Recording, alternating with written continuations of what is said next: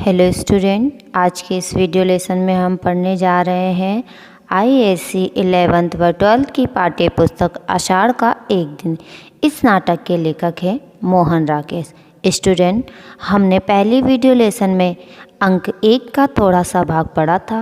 आज हम इस अंक का थोड़ा और भाग पढ़ते हैं, तो आइए पढ़ना शुरू करते हैं। दूर कुछ कोलाहल, कोलाहल शब्द का अर्थ होता है शोर, और घोड़ों की टापों का शब्द सुनाई देता है। शब्द अर्थात आवाज़।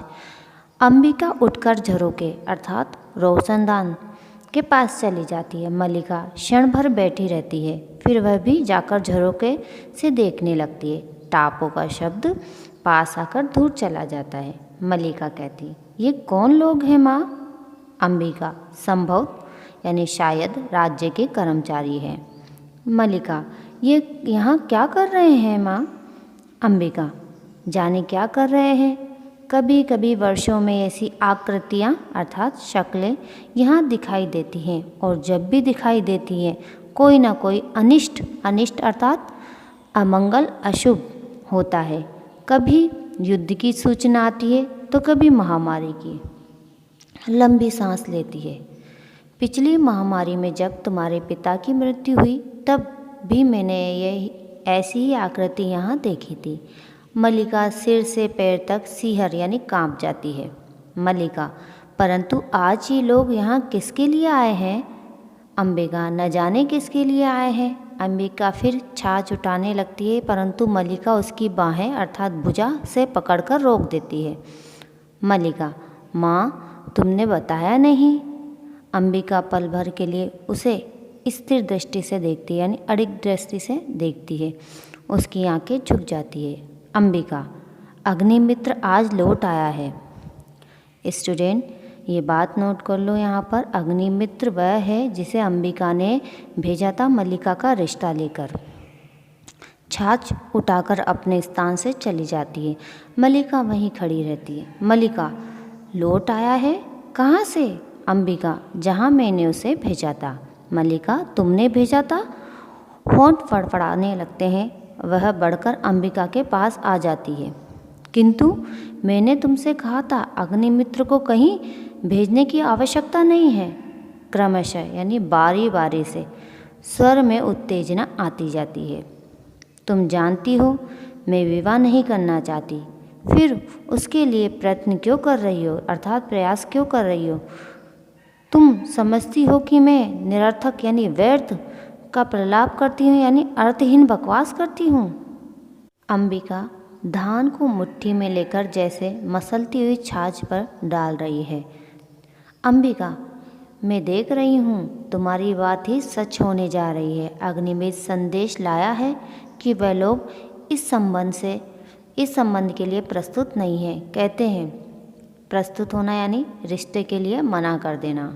मल्लिका, क्या कहते हैं? क्या अधिकार है उन्हें कुछ भी कहने का? मल्लिका का जीवन उसकी अपनी संपत्ति है।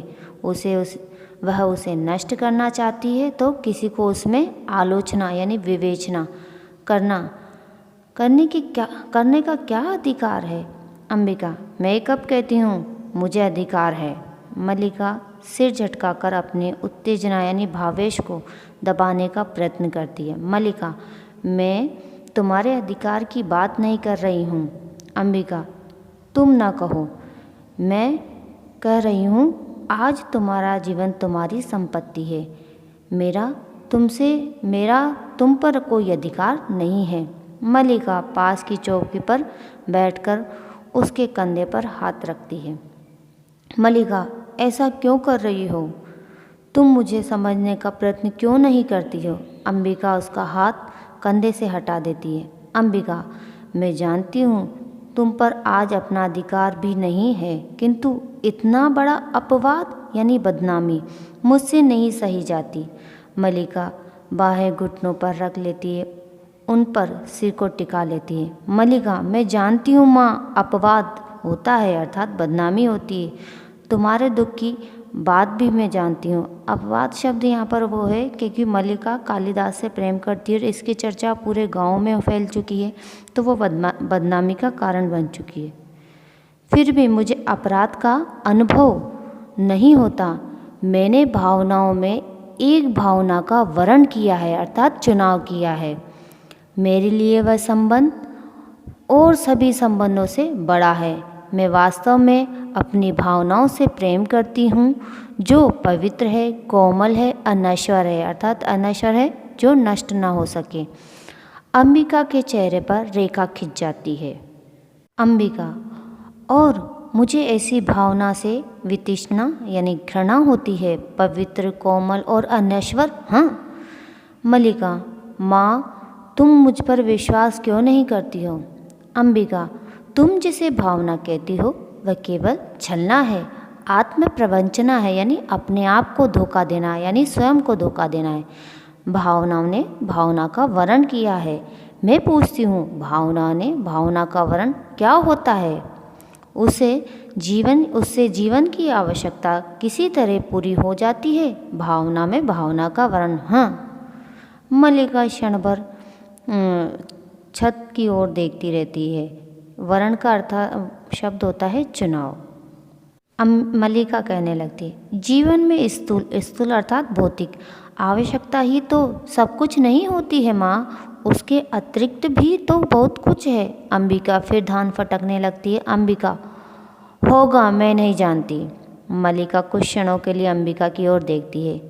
मल्लिका, सच तो यह है माँ कि ग्राम के अन्य व्यक्ति की तरह तुम भी उन्हें संदेह का अर्थ होता शक और वितृष्णा यानी घृणा की दृष्टि से देखती है। उन्हें शब्द यहाँ पर कालिदास के लिए है।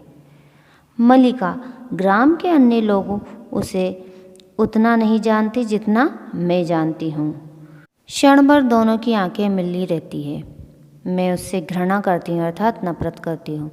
मल्लिका के चेहरे पर व्यथा यानी दुखी, आवेश अर्थात गुस्सा तथा विवशता अर्थात लाचारी की रेखा एक साथ खिंच जाती है। मल्लिका, माँ। अंबिका, अन्य लोगों को उससे क्या प्रयोजन है, परंतु मुझे है। उसके प्रभाव से मेरा घर नष्ट होता जा रहा है। देवड़ी की ओर कालिदास के शब्द सुनाई देने लगते हैं। अंबिका के माथे की रेखा गहरी हो जाती है। वह छाछ लिए उठ खड़ी हो जाती है। क्षण भर देवड़ी की ओर देखती ही रहती है, फिर अंदर चली जाती है। मल्लिका, ठहरो माँ, तुम चल क्यों दी? अंबिका, माँ का जीवन भावना नहीं कर्म है। उसे घर में बहुत कुछ दिखता है और बहुत कुछ करना है। चली जाती है। कालिदास एक हिरण शावक यानी हिरण का बच्चा को बाहों में लेकर पुचकारता हुआ आता है। हिरण शावक के शरीर से लहू टपक रहा है अर्थात खून टपक रहा था।